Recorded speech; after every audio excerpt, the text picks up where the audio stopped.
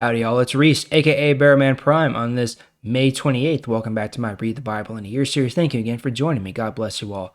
Card in the top right hand corner for the rest of the playlist. And there's that like button, that subscribe button, that notification bell. If you want to help the channel out, please hit those buttons. I sure do appreciate it. All right, so today we are beginning the next book in the Bible, and that is the book of Daniel.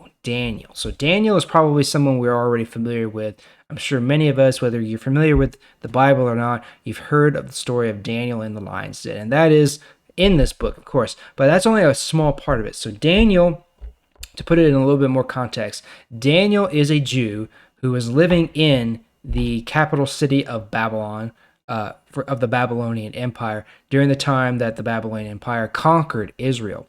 And so Daniel is mainly writing this book as an historical account to the other captive Jews living in the Babylonian Empire at this time.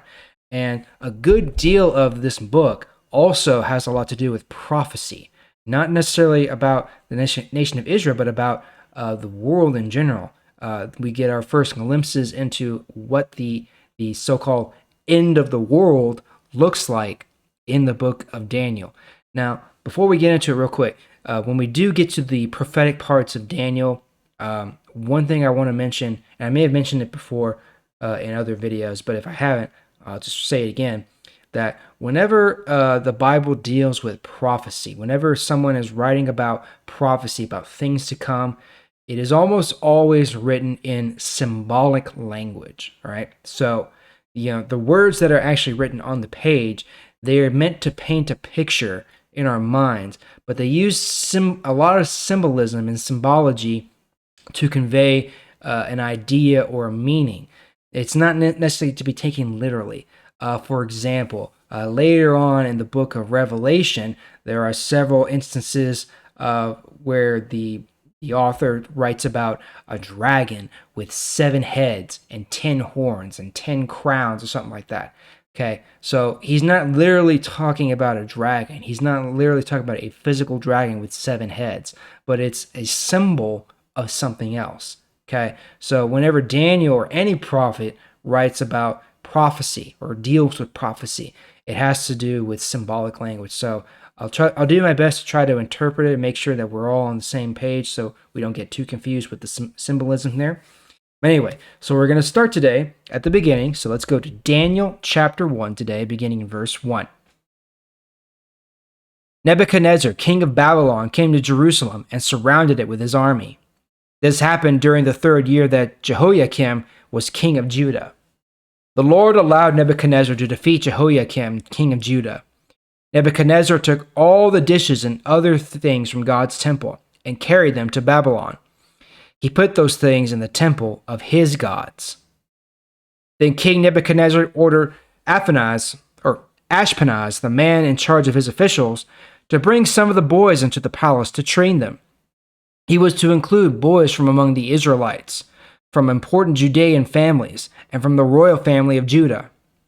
King Nebuchadnezzar wanted only healthy boys who did not have any bruises, scars, or anything wrong with their bodies. He wanted handsome, smart young men who were able to learn things quickly and easily to serve in his palace.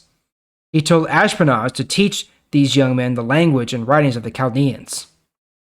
King Nebuchadnezzar gave the young men a certain amount of food and wine every day. This was the same kind of food that he ate. He wanted them to be trained for 3 years.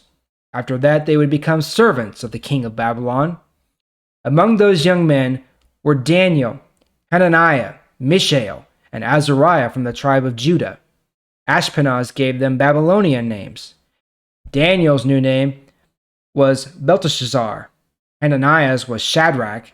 Mishael's was Meshach. And Azariah's was Abednego. Daniel did not want to eat the king's rich food and wine because it would make him unclean. So he asked Ashpenaz for permission not to make himself unclean in this way. God caused Ashpenaz, the man in charge of the officials, to be kind and loyal to Daniel. But Ashpenaz told Daniel, "I am afraid of my master, the king. He ordered me to give you this food and drink. If you don't eat this food, you will begin to look weak and sick. You will look worse than other young men at your age. The king will see this, and he will become angry with me. He might cut off my head. It would be your fault." Then Daniel talked to the guard who had been put in charge of Daniel, Hananiah, Mishael, and Azariah by Ashpenaz. He said, "Please give us this test for 10 days. Don't give us anything but vegetables to eat and water to drink. Then after 10 days, compare us with the other young men who eat the king's food. See for yourself who looks healthier, and then decide how you want to treat us, your servants." So the guard agreed to test Daniel, Hananiah, Mishael, and Azariah for 10 days. After 10 days, Daniel and his friends looked healthier than all the young men who ate the king's food. So the guard continued to take away the king's special food and wine, and to give only vegetables to Daniel, Hananiah, Mishael, and Azariah. God gave these 4 young men the wisdom and ability to learn many different kinds of writing and science. Daniel could also understand all kinds of visions and dreams. At the end of the 3 years of training, Ashpenaz brought all the young men to King Nebuchadnezzar. The king talked to them and found that none of the young men were as good as Daniel, Hananiah, Mishael, and Azariah. So these 4 young men became the king's servants. Every time the king asked them about something important, they showed great wisdom and understanding. The king found that they were 10 times better than all the magicians and wise men in his kingdom. So Daniel served the king until the first year that Cyrus was king. All right.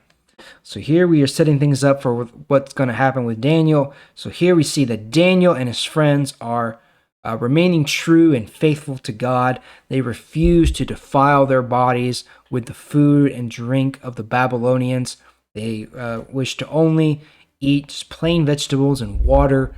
And as a result of their faith, God has allowed them to be stronger, not only physically, but also spiritually and emotionally than the other captives brought here. Now, the reason they were brought here is because, Nebuchadnezzar probably wants to make sure that he has a solid grip on all the peoples that his empire has conquered.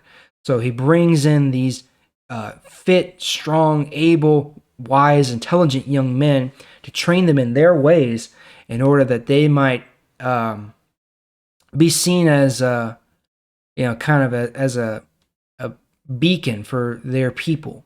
They will look to, for instance, the Jews will look to Daniel and his friends and say, "Oh, look at them. We should follow them because they are so wise and so powerful and in high positions." Okay, now it's not going to work out the way that Nebuchadnezzar actually intends, as we can probably guess, but we'll get to that later. So we'll pick it up there tomorrow. Thank you again for joining me. I sure do appreciate it. I'll see y'all tomorrow.